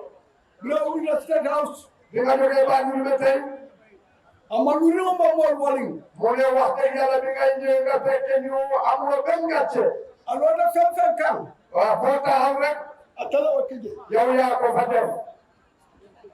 aba ko state house foo jógee bi nga jógee state house ama senal malu waling mu ne dégg ñu jox benn gàcce si béykat yi le président Barrow président Barrow ala ka fu ne day nu dul jolale mu ne yàlla mi nga xam ne moom dafay fay rek waaye du leen lebal kenn président Barrow mu ne président Barrow yemen ke jang loo def ci réewu Gambia fii wallahi mu ngi gën yàlla kenn na ku ne ka sali bu fekkee ne yaa ngi julli ñe dawlo na ko bu fekkee ne julli nga da nga war a xamalal sa bopp ala président Barrow jo nga xam ne waa dëgg yàlla dañu war a fay président Barrow ni sarkan silo mu ne si dëkk bi ñoom hakalam silo mu ne hakalam yooni hakalam bi abe ñamen bi demba ni mu meloon ak tey ni mu mel ani kula be ñamen mu ne demba ni mu meloon ko fata loolu de dafa am wuute bu bari président Barrow Your Excellency président Barrow danila mu ne ki nga xam ne moo la ñaan amani na kero la kooku wax dëgg yàlla fàttewul lu baax bi nga def bara fa dan ro ko dron xanaa mu ñaan rek yokka ñaan rek North Bank yemen ke je loo fi defoo si North Bank fii le président Samba Ndiaw mu ne yow yaay ñetteel président bi nga xam ne moo nekkoon ci Gambia ba ni be kaf noma waaye boole ñi ñu defee ikili na kero ci yow li nga def sa waar bi moo gën a rëy woto ni futo fo bu fekkee ne wax nga dara ci ndawal bi isina fanum fo dafa ne nga wax ko tamit ko tamit lu mu war a gis président Barrow Your Excellency man jakali ñun de amul benn jaaxale adu man sila fana waaye amul benn tiitange ban sen do général ñun béykat yi be dan la tiora ñu lay ñaan nga may ñu gerte bi isi daje nga toogee foofu tio nam mu ko mu ne gerte musta dem si gannaaw asanya fana ñu koy jënd tamit ñu no kay wax dëgg yàlla nit ñi dañuy wul rek ñu modo be tula waaye li ñu ngaaro yëpp ba fa tio Sénégal ñu wax ne gerte du ga jaay Gambia bar mama président Barrow no waaye ki nga xam ne moo xamul président Barrow wala mo mira moom mooy xalaat ne ko béykat yi seen gerte du jaaw na wulta waaye su jotee ani senal la ko ko wuli moom li muy àndaale mooy affaire béykat yi rek ni sangi woro lo mu ne juróom-ñaari at yi passé do jël la ta jabal no dakam mu ne ñaata dollar lañ teg ci njëgi engrais ñaata ñaame mu ne bi ñu ko gisee ya wa fi wala ñaam ñooñu ñu ko commandé noonu lañ ko jaayee ndani ñoo te jambal di bo kilim fitay mu ne ñun kenn gisul ne texa si wàllu fertilise min sakin kocho mu ne ministre bi nekk ci agriculture ni a tofo soo waxee turam ko ke wonu ñeneen ñi dañuy daw ka ni mboko bi mu ne tey felo fen mu ne soo waxee turi ministre bi nga xam ne moo nekk ci wàllu mbéy mi ni sewale mooy Demba Sabal mu ne boo ko waxee turam rek xamal ne xiif dafay daw ak bu loo ni Sénégal mu ne ñun waa béykat yi mama keri liñ fi xamee tey min sakin kocho ci doon ministre agriculture ya manke dañu ko def na walaji kenn musuñu ko gis ndam Sénégal man de béykat la Ala Jaan bi wuta di ma tuddoo ba tey na mu seno bay musuma baay benn at boo xam ne déwén ma bi xamam kagila mu ne depuis ama gaaja akada ministre agriculture mu nekk ministre agriculture fo Demba Saba na bi de Demba Sabal tey Demba Saba na manke na ma je Demba Sabal li nga def musuñu gis boo ku defee sotti woon Sénégal be alone mu ne béykat yi yëpp yëg nañ ko mano maaro jambaldo ak engrais pompo ak pompe bi abe yëpp fani ko do tebu lépp xanaa boo waxee ne am nga xaalis bi soratal wati wa saa yoo ko buggee rek isa soto nga am ko to mba tentula ñu leen di sant ci loolu mbe jari la la gërëm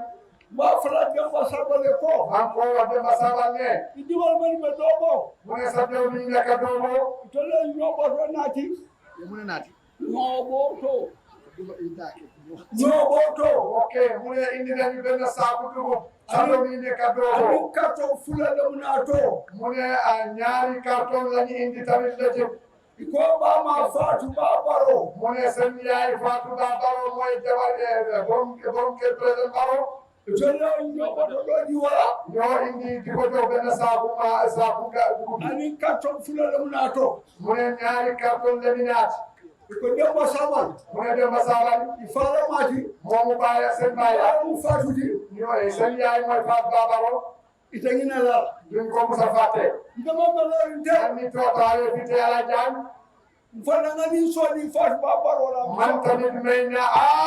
almuwari sawara naa de bugle ba solola mu ne may na jabari président bi benn nag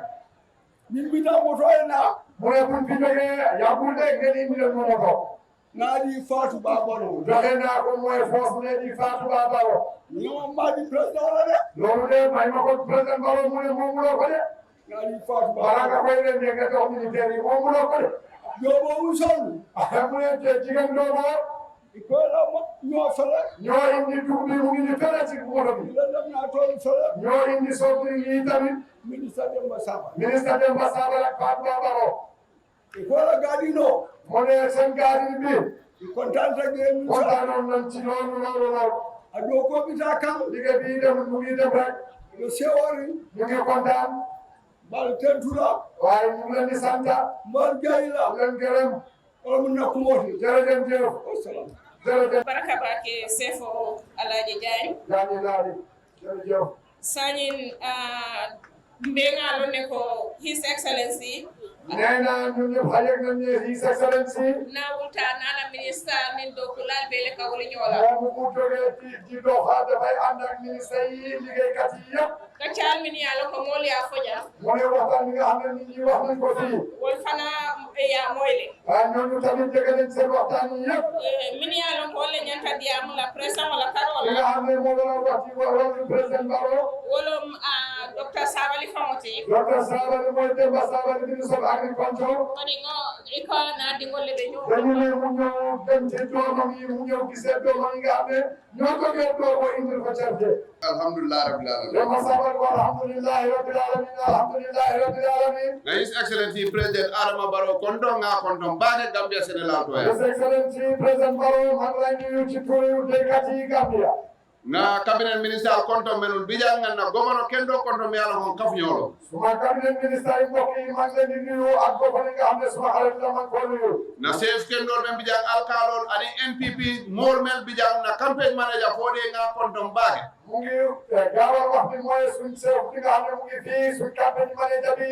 regional chairman bi yëpp mu ngi leen di nuyu NPP regional structure ka bo chairman la kada fonna wo chairman ngi mume be konto NPP structure bi nga xam ne moo taxawale tànkam mooy chairman bi ak ñi nekk si suuf liggéeykat yi yëpp mooy NPP parti yon na jataba melian ko yamu jannedi mombo ko suubu singade honorable Fatmata Jawara honorable Maimouna Cissé and honorable Ala Jawara nge konto mbage honorable suubu singade honorable Maimouna Cissé Dabo Haji Fatmata Jawara fi leen jege ñu leen di nuyu na NPP musol ibe his excellency dandanka ni silokan NPP jaba ballom ngal konto bage on general NPP ci wàllu jigéen yi ñu ngi ànd ak président Barrow di ko gunge ci yoon bi ñu ko nuyu ñu ngi leen di nuyu di leen sant mel ye muta paadi mel gota dogo mel ye aron ko ye ha excellency Fatou Ba Barrow ye wala muta paadi ngaw dogo dimol nge konto bage sama doom yi nga xam ne waa dogo la ñu ci jàppe ba bàyyi ba pare ñu jàppe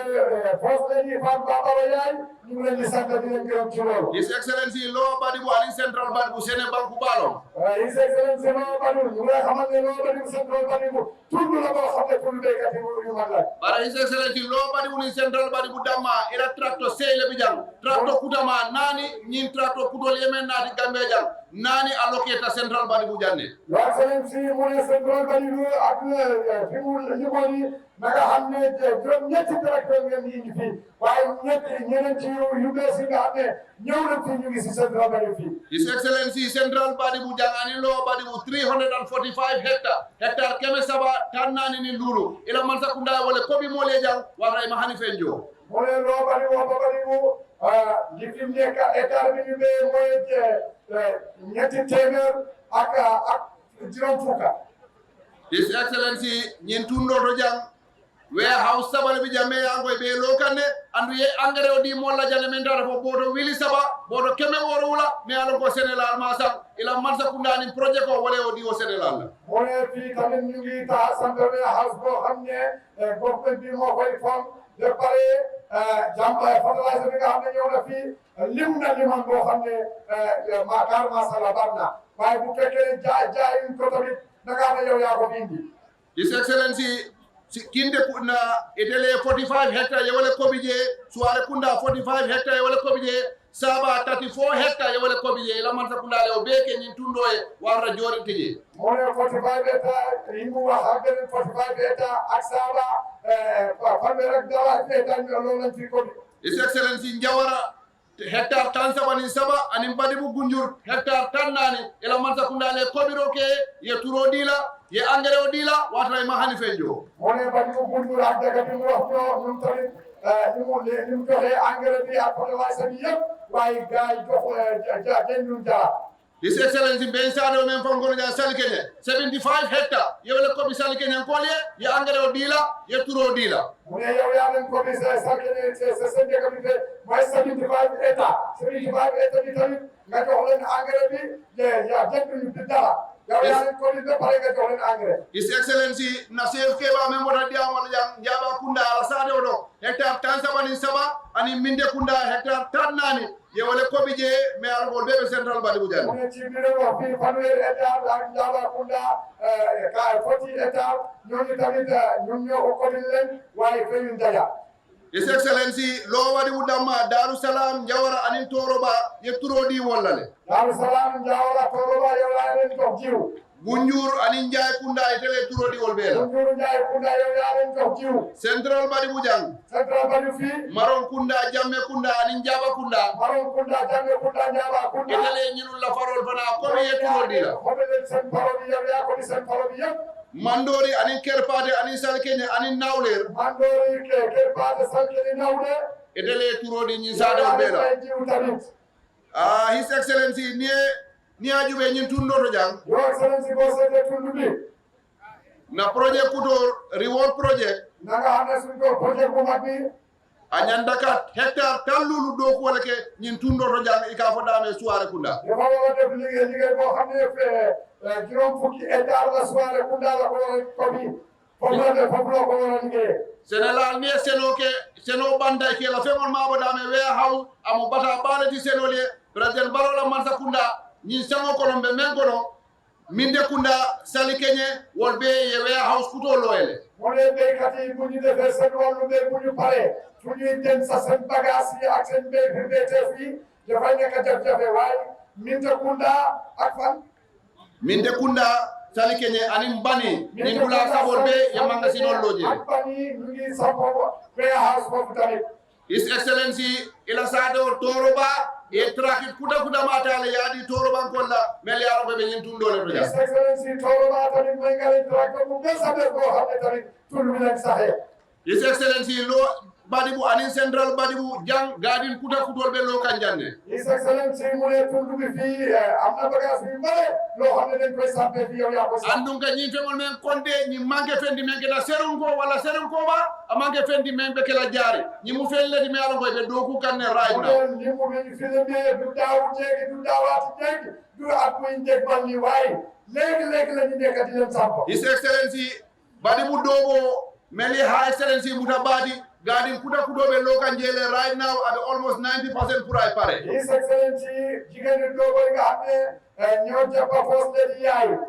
ñu ngi sampa seen gadin bi dafa mel ni 90% bi yëpp pare na Njaba kundala gadino agroforestry lem in rush lebe do kola andu ibe do ku kendol laje. Njaba kundala ni se gadini forest la way ni silige bu taku. His Excellency Toroba gadino bije me anko action aid anite la mansa kundale bulo du nyodo ka Toroba la gadino nyin da do. Toroba se gadini bi action aid mo fa de ko way de to hakke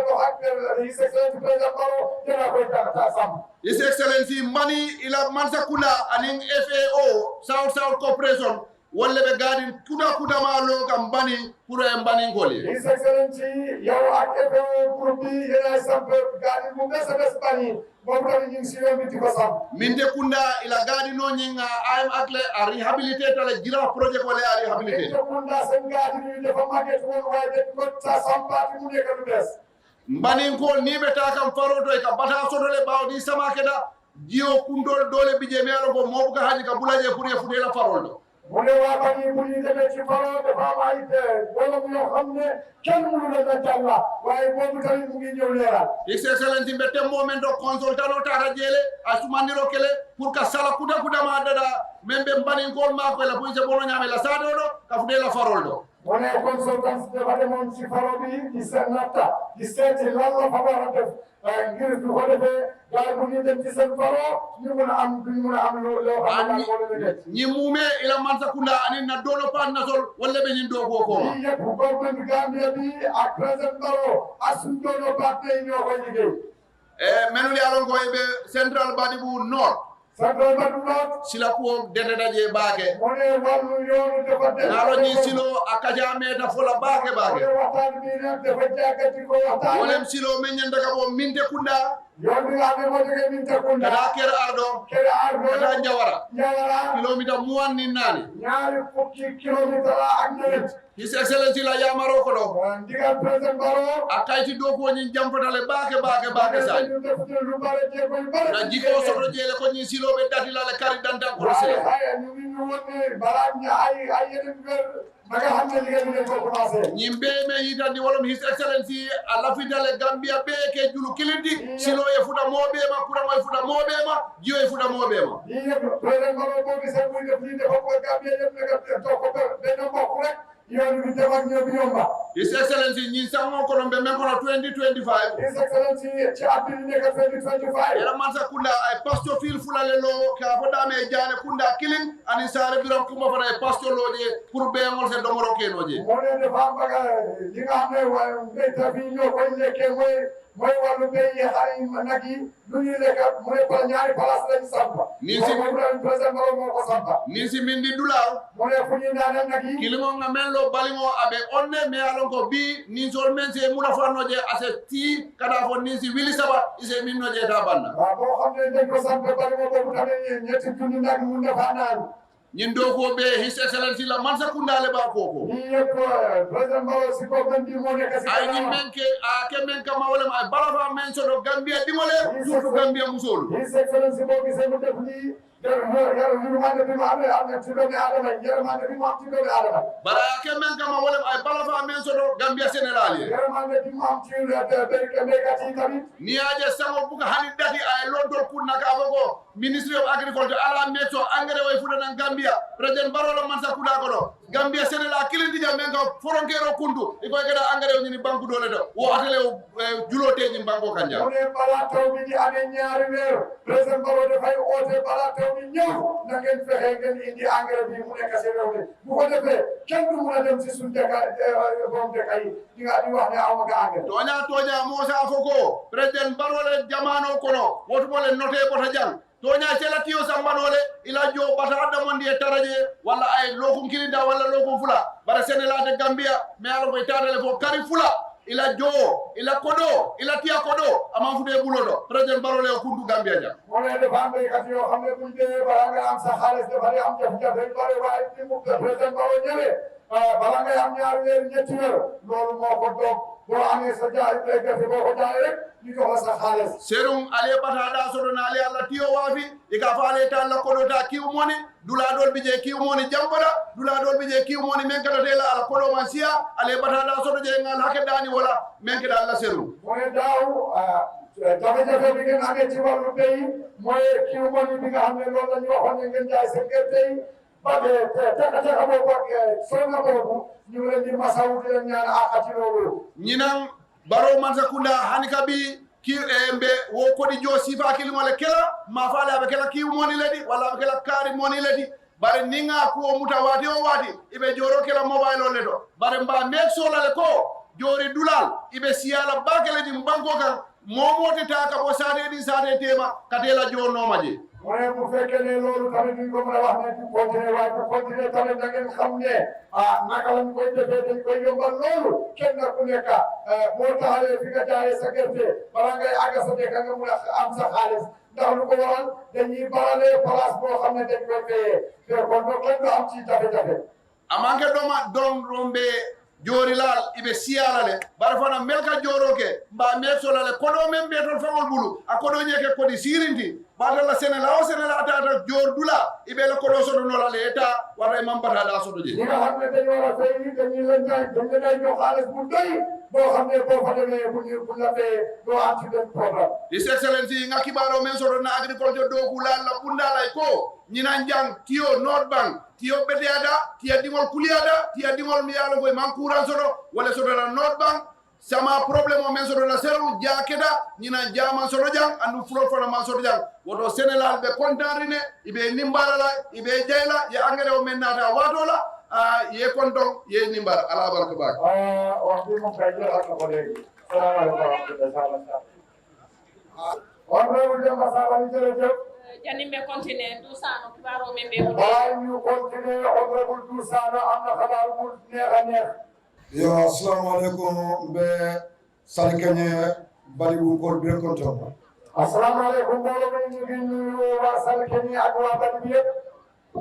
agatin ne ndemantar diyamular kono bare announcement o men ɓen ɓuuɗo kono mo kayra o mawti mu ngi wax ne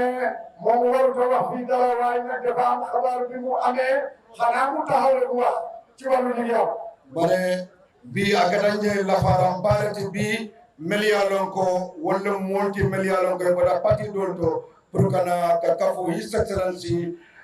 président Adama Kayro hino bala fa barola ala pati o ñing kono men geda NPP mu ne ko am na ko kontante mbégte boo xam ne tey am na ñoo xam ne ñoo jóge si leneen parti di ñëw fekkee président Barrow ci parti am NPP boo xam ne ñu ñu foofu lañu yaakaar loo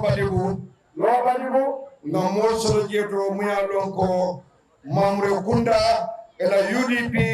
village chairman anala mol inatale pour kana ka lafa His Excellency President Barrow loo balibu Mamre Kunda UDP seen chairman mi nga xam ne mooy UDP ñëw na fekk président Barrow pour mu liggéey ak moom Daaru Lurwan wol fana mu UDP kolleti Daaru Lurwan mum tamit wal mu UDP la wol fana kapna ñoomale pour ñing kamala kana lafa His Excellency ani NPP ka ñooñu tamit dañ ñëw bokk ak His Excellency ak NPP woto jibi mu ya lon ka bota Mamre Kunda one ki nga xam ne moo jógee Mamre Kunda dol fana bije mel ya lon ko fana bota bari bu saba ñoo jóge am na ñoo xam ne jógee nañ bari wol be na tale pour ñing kamala ka kafu jibi kam ñooñu ñoo bokk ak jibi pour ka fana na jando kale ke fan say pour ñu ñëw fii ñu delloo seen bopp ci président Barrow mbeme jandi la woto la karola mu ne li may wane ci wàllu boobu e ko yenda jando 19 la ndol over 250 cross capita B mu ne dañu ma waxu 19 waaye nag tey ñaari téeméer ak dara cross capita ñoo fi ñëw woto mbafule ko hekatu mas mu ne ñu ngi wax ne hekatu mas loolu la xamata ci wolof inshallah ka ko NPP bulobe santo woto His Excellency ila dimbal fanante pour ñing kamala COP pour ñing kamala so futala dimbal ma ina sinata rokunta mu ne His Excellency sa njabootu baa ngi nii ñu ngi lay ñaan di la wax ne mas nga ànd ak dëggu ak sa COP ngeen dem yo wo kañanda His Excellency e ñaabo asobitiyol men la jeeten wolle bota badi bu sali keñe janto wo asobitiyol ñil mel be tema wolle bota badi bu sali keñe mel ya lon koy fana be mu UDP lati wol fana natale pour que fansay wo asobitiyol ñil sai na ku sanja ji ko da haranja ya na fari mana ani president baro semba abubakar kale bara bena da saholo le babu jala indelo sinai na jalu sote agna la ite lana time check seri kana waka abinga ndo ane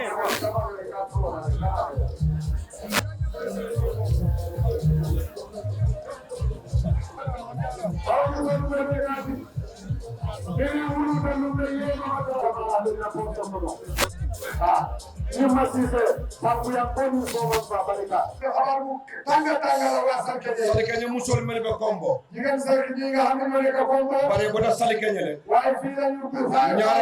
ñaara la ñaaton kay akoto. ci ñaara E ko e fenne so His Excellency President Barrow. amna lu ñu wax ak President Barrow. E lafta pour quand même présenter. ala barakatuh. So His Honorable Alhaji Musa Dramé Kumande. Honorable Alhaji Musa Dramé. Bawa tele ministre de Mamarata ma ñeeko ci wàllu mbéy tamit moo amee wàllu napp. bari aɓe Siri Njam wax dëgg yàlla mu ngi ci mbooloo mi fii. ministre la toyala menke tamas kundare ngol na ko ci tuuru ministre mi nga xam ne mooy Amadou Nké Ba. oton se Honorable Dramé Kumande ay Honorable Alhaji Musa Dramé ñu woo ko mu ñëw gaaral katam. Bismillahir Rahmanir Rahim. Alhamdulillah Rabbil Alamin. mbooloo mi honorable ministre Moussa Dramé moom moo saytu nappa gi ak wàllu ndox mi mu fee moo leen ñu nuyu taxawal fi nag ministre bi saytu nguur gu ndaw gi ak suuf si di honorable Amar Ba mu ngi nuyu ñëpp. Donc Ndoulo Ba Fulola His Excellency President Adama Barrow. mu ne nuyu bi mu ko ñëkkee ci His Excellency njiiti réew mi président Barrow. Ni nga te konson anala cabinet be kon. son nuyu président nuyu na cabinet ministre Ani officiation men be be siloka. ak ñi liggéey ci nguur gi im àndal yëpp. Bali wol terima ka ñol be baba fe siloka. ak mbokkam yeeg xaritam yeeg àndandoo mi nga xam ne ni ñoom la àndal. Ni ko dawato si gouverneur konto. gannaaw loolu ñu nuyu gouverneur North Bank Region. Gouverneur Seydi Kane. di gouverneur Lamine Seydi Kane. Yàlla kato fo jam defana nga domani lo naay do ko ke sandi jama. Góorgóorlu ak taxawaayam seetlu naa ko xam naa ci dara ngir am naa liggéey boo xam ne li bokkoon naa ko moom. Ni nga konto nga tundo sefol be konto al kalolu al mamol fondigi wol musol ni kiwol ani yaay kombinol patiol ñaatol gol be konto. ministre bi nuyu na gouverneur bi seefi borom dëkk yi ilimaani njiiti jigéen ñi mbooloo yëpp nuyu na leen kenn ku ci nekk. mais badi bu gol be konto. mu ne mu ngi nuyu waa Badibu yëpp. mais Salikeñe kontoon na. mu ngi nuyu waa Badibu Salikeñe. mais Mamadou Bintu Diba ba kontoon na kere kontoon. Mamadou Bintu Diba mi fi waxoon sànq maa ngi ko nuyu. Kaalo même Salikeñe mbaa kontoon na kenn deke. borom dëkk Salikeñe maa ngi ko nuyu bu baax. Honorable Lamine Diba même Gambia la permanent representative United Nations ati jam bari mbaa kontoon na kenn deke. Lamine Diba bi nga xam ne nii doomi fii la te nekkal suñ permanent representative yi ñu nekkal UN maa ngi ko nuyu nekkul fi waa fii la. Gouverneur Seydi Kane Iniala Mall local authority. Gouverneur Seydi Kane yaa sax nit ñi nga xam ne ñoo nekk ci nguur gu ndaw gi. am na ministre Tamatal. seen ministre nekkul fi dafa tukki. wala te kenn ku mel daa be te am tarlam feeñam. waaye du yàgg dinañu fekk si. bari président yaa fo ko amandara jan te si yàlla si bila. gannaaw nag seen ministre bi nekkul fi. président jox ma ndigal ne naa ko fi taxawal. Iniala Mall mbaa tëdd la baax yaa président benn du ñaame. gouverneur yaa sa nit ñi ñu ngi leen a gërëm ni ngeen teeroo président bi fii. bari bu koolu surtout Salikeñe mbaal kontoon na kenn deke. ministre bi ne waa bari mu rawati naa Salikeñe maa ngi leen di nuyu bu baax. Allah alfa bi jam. mu ne seen kilifa ngi nii taxaw. alkaalo mi ja sonta kontelmal faatu président wala na seedooti. mu ne seen borom dëkk bi nangu na ne man maay kilifaam te président mooy seede ci loolu. biri naata jam mantara seewari. mu ne ba mu ñëwee fii kontaanul. man siman kulu. mu ne reeru démba. alman da sama dinna. te joxu leen ko ndékki. alman kontoon dinna. joxu leen ko añ. naaloon ba si siman o dinna kala. xam naa ne sax. ale mi omen do bii. na leen te bali kono bali ole bala mo talaje. ministre bi mu ne yéen waa Badibu kay te lu ngeen réeree biir bu daw bu ngeen ak ngeen ko ayee. Modou Diba ko mbaa kontoon na kere mbaa kontoon. Modou Diba nag ñu ko xaasal germaane bu baax. Modou Diba ala le naayta di ñoola ala yaake ndi kafta. Modou Diba yàlla moom a wane leen moom yàlla boole ma ak moom. daliloo mbee kafu doo kuwo wala en kafu. te dalil bi ñu boole ñu ànd moo di suñu wàllu liggéey. banque wala interest njëriñu réew mi ay wala je moom la Modou Bintu Diba gis na ñolo wala kono ci loolu laa xamante ak moom na kafuta wala kono ma ànd ak moom ci loolu kon nag kaca futa rañi na pour nga a sawu be politique wala daame ay kafu naji ba loolu suñu waxtaan eggal ne moom fa mu nekkoon ci wàllu politique mu jóg fay bokkat ci ñun dara fo laata ñola ñu dem ba óoluwante awa kenta alamuda kafuta mu jàppa yàlla ñëw bokka si fekka si mba jan sala menna li ma ko jan sa mooy ngala kumul be moy jam lim fi tawat yëpp dégg wala lim fi wax yëpp dégg naa ko ko même be keta jam même be futama jam nga do mandi mo moy jam lim fi daj yëpp ak lim ko fi yekk yëpp bari mba jan sala menna waaye li ma ko jan sa mooy ate munya ay sabari yow na nga góomaat nga muñ ay blambol noma ay nene ay samanam NPP nga toppa nit ñi benn tey naxanteeg ñoom indi leen ci parti NPP ala tan ka boytul be damen kara NPP nyaaje kam fata ay fenne no ay fanno ay fello soo gisee fa nga nekkoon nga jógee fa ñu mele la kon da nga am loo xam loo mun te loo def itam nama kunonu soo fa munuloon dara wala soo munuloon dara ama fannonu munuloo sa boppa ama fellonu xamuloo woon dara labata ka fokon soo jógee ca mbootaay googa fala mo kese mala ta dañoo wax ne nit yi neen amul njëriñ bari ni ke tam moti men timata waaye dafa nekk nit koo xam ne nii soo mutee ibita mi kutu teje fa nga nekk soo fa feesee sa place ni mo taje soo fa jógee ibita dame fi nga jëm mo ya ibita kutu teje nit ñi xam ne foofu ngay bokki foye fam foye ma foog ñu wax la dara foye nen foog ñu saaga la bari même abataji bayoti waaye li wax bi fukkaa ñaar yëpp ite be men kan je foko so kan yow na nga taxaw rek ci li nga nekk nga xool ci kanam ate dame muta yow fi nga téye ay dankene ya je kan na nga góob ay foofu yo je kan nga taxaw foofu amewo me lu yàgga yàgga mo be jelale nit ñi di leen gis kafula la be dame dinañ bokk si fi nga ni ala sonta su yàlla andee bari bu kon waa Baribu mantra politique wala mantra campagne nekkuma campagne nekkuma di politique ni campagne o sita su campagne bi jotee alfama alfa nte bina la janne bina sal kenya bina bes la janne be kat be campagne o la janne ni ala sonta man mi seen papa seen kilifa dinaa ñëw fii sani keñe nekk fi di campagne ni bari ko me mention tema Baribu kay suñ man nangulu mba dankara dinaa leen danka di amul al minbara mu ne jërëjëf jëf ala baraka jërëjëf jëf mu ne ñu faral ak jàmm sañi liro sutiyata tola léegi woteef gi jege si na ndong li alfami yatina moɓeɓe sirinja kilifa gi nga xam ne ni gannaaw yàlla moo tax ñëpp toog bi waxtu bii wolom banko président oti mooy président réew mi his excellency president adama barrow his excellency président adama barrow commander in chief chairman OIC wole binadi amula moom moom la ñuy waxtaan ak yéen bismillah your excellency bismillah alhamdulillahi rabbil alamin alhamdulillahi rabbil alamin mbooloo mi his excellency président sant na yàlla ñetti yoon mbe gouverneur anin député gouverneur ana do ku ñool mbe be kontonna maa ngi nuyu gouverneur bi ak ñi tofati moom ak ñi moo liggéeyal yëpp salikeñe saatew almamona alkalo ani saatew alfal be kontonna kili fay salikeñe seen iliman seen alkali bi yëpp maa ngi leen di nuyu Lower Baribu Central Baribu mbal be kontonna Lower ak Central Baribu maa ngi leen di nuyu Modou Bintu Diba Alaaji Modou Bintu Diba alota jana diamuta ngala diamo moy mba kontonna mba tentula mba jayi taxaw na fi wax maa ko nuyu di ko sant di ko gërëm ala ko kumo buka domo aka moyle ngela kumol moyle wax nag moom dañ ko dégg dañ ko lekk li fi wax dégg nañ ko ay fem bi jang ngal be konton musu kafuke képp ku fi nekk boo jigéen ma nga ngaw président ne nuyu la de nin délégation o men be silo kan na ministre ma délégation bi ma àndal suma ministre si deputy speaker honorable deputy speaker man sakunda dogulal ñi liggéey ci nguur gi mbadi man nin terol suma mbokk yi ak suma xarit yi na jalol na ni na journalistol ni melbe silo kan suñ jëwee ni ak suñ journaliste yi àndal mbebe konton na président ne nuyu na ñëpp kontanta baake kaburu nan ko renke middi people to kontaan naa trop pour del si waat ci diisoo bi may defal waa réew mi nii middi people to du ñinam mitil fulan ñaw naata ke sali keñe badi bu sali keñe ñu nemlee ko bi ma def ci réew mi nii nag tey bari bu sali keñe bii mooy ñaareeli ndajeem sali keñe ɗum musate risade o mi alon ko Gambia beele alon sali keñe nag dëkk la dëkk boo xam ne nii Gambia yëpp ñoo ko xam ñaaje Gambia be sali keñe lon day loole a saabu e sali keñe lo su ngeen gisee Gambia yëpp ràññi wala xam sali keñe dafa am dalil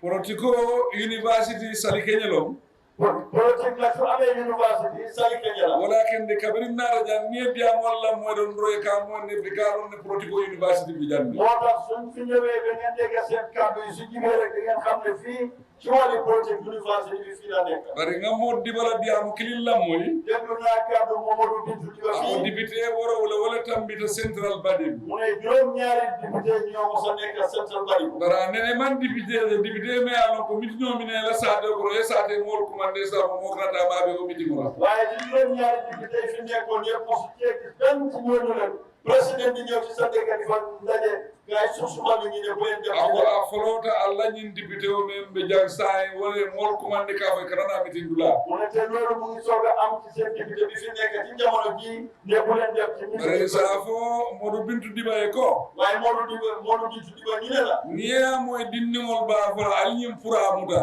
dinningol e pura tiña e wala je wala akani ba fo pura soo gisee xale yi naan ne bàyyi leen pitax ni ñu ko doon te ñu koy wax loolu ne xale yi xam na pitax ni mooy naawee ayta badi bu gunjur akoy ko président Barrow la metti mo mina lay kanana mitero saaju mu be kilala mu ne na dem badi bu gunjur mu ne président Barrow metti nga bu leen fa dem bien seet les yow bari ñimbe faamu bali yaalom waaye ni yëpp soo gisee rek ñàkk xam la waaye ni a juube na silo me narja protocol man naati jang midi people to wole narja pour ni Gambian ko le diam sulo men be Gambian ko la hajo men be Gambian ko la indinti president sa diam za juube ni man sakunda be blodu la ñobu ñame isi ñoma ko no ñame Gambia bi da ñaatu ñame waaye dalil bi tax ma jóg ci yoon bi fi yoon bi politique lii yoon la boo xam ne dama koy jóg pour yéen waa réew mi yéen waa askan wi ma ñëw toog taataan déglu seen mébét seen i xalaat seen i jafe-jafe ñu seet naka lañ ko safara loolu tax ma jóg ata ñun tawale faamu la ni man na jangalo sulol mel bi jang ndel be wolon no la ñaari le central badi bu wala salke ni sulol mu muneti ila tamu makor la masa kunda si mun keno li wara xam moo ne ñun su ñëw fii waxi central badi bu wala salke ni seen i jafe-jafe wala tuddee seen aajo wala seen soxla ngeen bëgg a pour nguur gi fajal leen ko loolu naka lañ koo xamee suñ ko waxtaanee fii ñin loptaanoo men kera jang mu ne lopitaan bi tuddee ni ngeen sala si honorable Sirif Diba ate député o ata keno la salke ni sa do ata keno le moom député bi ngeen fi am parce mun ko soppa fii ci dëkk bi salke ni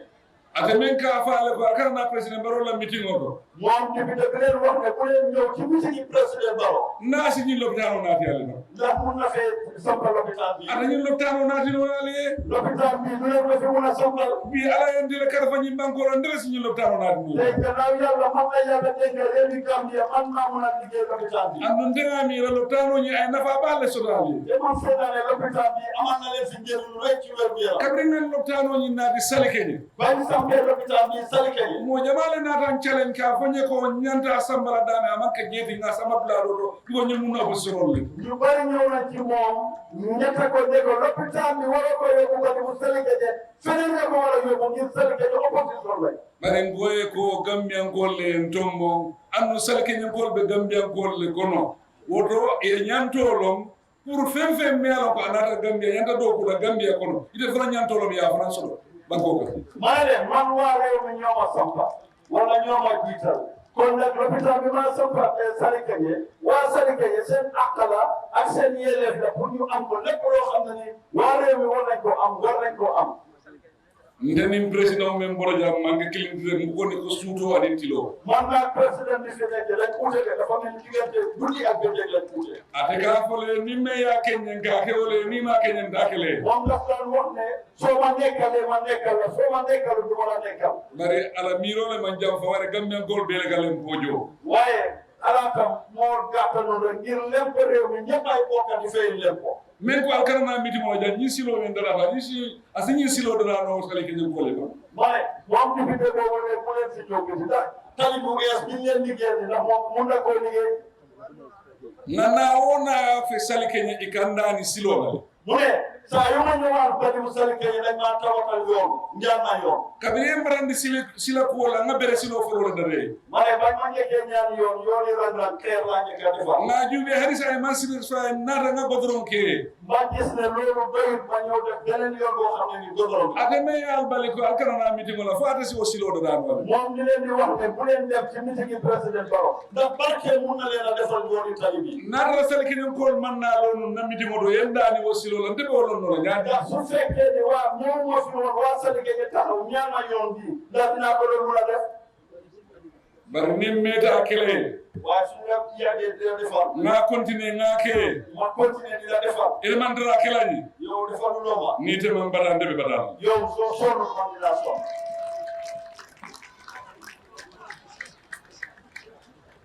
ndedoro ne ka ke dara kelani man rek maa lay defal saa yu nekk yow dama defal dara na be doon faram be bada su yàggee dinaa gis suma bopp man tam dinaa doxee bara alhamdulillah nga ala tentu baaki waaye président ne sant nañ yàlla bu baax nga ministre Soro Jang mi ala ko sal kenyen kolom am nañ fi ministre boo xam ne ni waa Sali Kenya la nga ambassadeur Soro mi ala ko sal kenyen kolom am nañ fi ambassadeur boo xam ne doomi Sali Kenya la wo be mo sal kenyen ko am ni kana fa baal na sal kenyen jang ñoo ñëpp waa Sali Kenya la tamit ngeen taxaw ko sal kenyen ku jamaala Soro na man sa ko nda ko no kon nag dégg Sali Kenya njëriñ lu bari lañ am ci suma ando sal kenyen musa de wolti mi ala man ko Gambia ko no te Sali Kenya dëkk la boo xam ne ni noppu ci Gambia ko de nga miral ñanta dum na bu ngale ko no saay kon man foog naa ne yéen waa Sali Kenya da ngeen war a dugal ni al si son ala la kiito la ngeen nag bu dogali jalla jalaaloo di yàlla mi ale ka fu man sa kunda la ngeen jox loxo nguur gi nga do ko ke nga Gambia samba ñaato ñëpp ñu bokk liggéey réew mu jëm ca kanam dunia buka tu sila kilin na dunia ka buka tu ku kilin to yoon adina nag moom nekkul benn fan benn bés rek benn yoon ala ko min ke mo buka o bayi no ndogalam yàlla nag kenn jaam ci mu ci dara ate moto bintu diba diamu da janka ko jamme diamu da ka ko amina Gambia mu ne moto bintu diba wax na fi ne jamme ne dina ñëw Gambia mba fola e ko ñu ko tontu ne ni mo mel ma lon ku ko xamul ku la xamul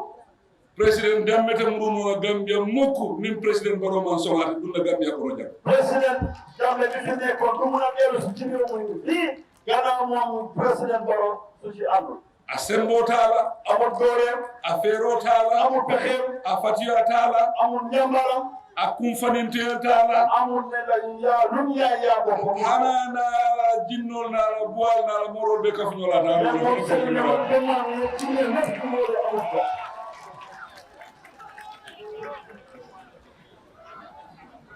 ngoyalo ne président ko role madini mu ne xam na moom président la woon président ko role madini président la woon président la sembo momenti ate o lonne doole ak gàngoor bi président am xam na ko moom al telmo londe moom xamul leen loolu bara ate alon ne sembo ben président waaye bara moom xam na doole bi nga xam ne ni moom la président Barrow rangoo nga faale sino felen da yele riga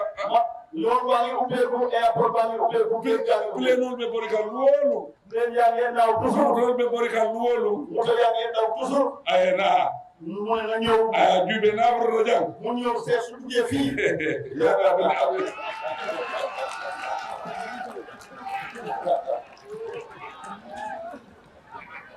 yalla memmo mu ne li xam ngeen li xew mol ka men mira memmo fatiyani li nit ñi di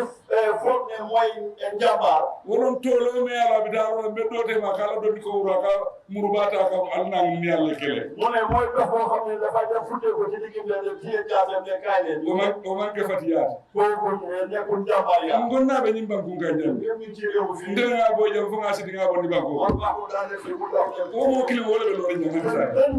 ki ko fi daane lo dem yella réew mi moo fi nekk o man falin loolu ba ci bare ndebe do ko men na Gambia kon ngir man ma liggéey ci réew mi na direction clean ne soto dama am suma liggéey na jeer nya clean ne soto benn gis-gis laa gis andi ninna mol be wakili kilimo be mol bulu te ma suma ni ñëpp benn ron ñimti kan ku ke Gambia me yalla ko fo dunia e kri iba fala president Barrow la mol wolle ak ñi Gambia moo tax dama bëgg a def ci réew mi fii loo xam ne ni toppale ku lay doon ci réew mi dañ ne président Barrow ak nguuram ñoo fi defoon lii ñi loptano mu ne lopitaan bii asitara la fosanji kemi dina dem ba téeméeri at mu fi ne be batala président baro fata mais da bari han sa ba président baro ya lo dina fekk président Barrow moom jiitu na waaye dinañ wax ne ki fi nekkoon président ñu wax ko ñu ko xam ne Adama Barrow moo ko fi samp andu na ta juube franga buñaadi Sirif Moustapha Dibala te l'hôpital bi ñu ñëw teral ko honorable Sirif Moustapha Dibala yàlla ko yàlla yërëm na ñi silo men do kuja yoonu tay bi liggéey nii ndela président yasinale faaye ban ñi silo bi jam moom sama nguur dina dem ba jeex taga fa président baro le ya do ku waaye lii taarix bi moo ne président Adama Barrow moo ko fi men fulale wolom ñinti ko li ma la wax moo di ne sila fanda fula wala be mulo ko be men fulale ñaari yóbbal la am li ma leen di wax wolo ñinti ko Gambia momo bi jam courant mo futa momo may salon ka ko de président Barrow ko be courant di la nin 2026 c'est que boo xam ne ni yaa ngi fii te amuloo courant di nga suñ ci yàlla andee atum 2026 courant dina eggal sa dëkk wo sila fando be mulo boobu benn yóbbal la kilometer keme worowula lu toll ci juróom-ñaar téeméeri kilomètre yoon kilometer keme worowula lu toll ci juróom-ñaar téeméeri kilometer keme lulo juróomi téeméeri kilomètre yi masa kundale bo silo do kula andu badi bube wor konole ñoomi be konole yu ardi be kono Gambia be kono nguur gi ñoo koy liggéey te badi mu ci la bokk ak Gambia yépp ci la bokk agriculture fana mina silo men do kula ci wàllu agriculture yeneen yoon yi ñooy liggéey sila jamal be North Bank wala fana be 200 kilometers wala do am na yoon yu bari ci North Bank ñoom itam dinañ liggéey lu toll ci ñaar téeméeri kilomètre ci réew 700 kilometers lu toll ci juróom ñaar téeméeri kilomètre mina wala dat la me alon ko mba do ko Gambia kono moom la ñoo commencé pour liggéey ko ni yoon yu bees ci réew ñim président fulol mel be tambita wala ñaari personne ni fi jógee kilometer keme sa wala do ko Gambia ñoom ñetti téeméeri kilomètre lañ liggéey ko mina kilometer keme wala mina wala do ko la man dinaa ñëw liggéey si juróom ñaar téeméeri kilomètre nga wuli kilin lu toll ci junne wuli kilin keme fula ngo do ko la sa ci wàllu yoon li ma liggéey bu junne ak ñaar téeméeri kilomètre laa liggéey mina keme wala far do ko la te su ci yàlla andee yeneen juróom ñaari kilomètre yoon dinaa ko liggéey o ma la sila fandole to loolu ñaari yóbbal yooyu seen yóbbal kayto be mbul mum pour ka ñitandi jafa nak am pour wane lii bare suwo kuutale maa ngi amoon kay pour wane waaye dafa guddi courant me alon ko wala be Gambia kono non kabiri tuba wala taymo fonte la taymo depuis jamono tubaab bi ba saa si yàlla si tey li fi nekkoon ci courant sa te jelle asoro no ani sa te jelle asoro sa ngo be contrôle ñaata dëkk ñoo amoon courant ak ñaata ñoo amul am naa lim boobu yëpp bare nga fo mo le meta ka ñame na computer ka kandi wo ñaame ba waxoon naa ko li may jël ak rek suma computer bi gën a tàng may génnee xibaar mina wo kumol be fu la ñaato al be kumol be moy la fay Sénégal lew su neexee yàlla balaa boobu di jeex wax yooyu yëpp di ngeen ko dégg mais sonta o même ma songo bu nangu ku bañ woo Gambia ba bañamen bi anen Gambia ba bañamen nen kunu a different le Gambia démbam ak tey ni mel dafa ute Gambia kunu na la bi amunta ko suuto nin tilo démb Gambia ak tey Gambia dafa mel ni guddi ak bëccëg so kuta la lampol te mol bulu guddi na lampay nekkul fii wala ken nga mo dolla lampol ma loolu lañu taal lampi moto yi borom baal tentula mbaal jeyla waaye maa ngi leen a gërëm di leen sant salaamaaleykum asalaamaaleykum wa rahmatullahi wa barakatuh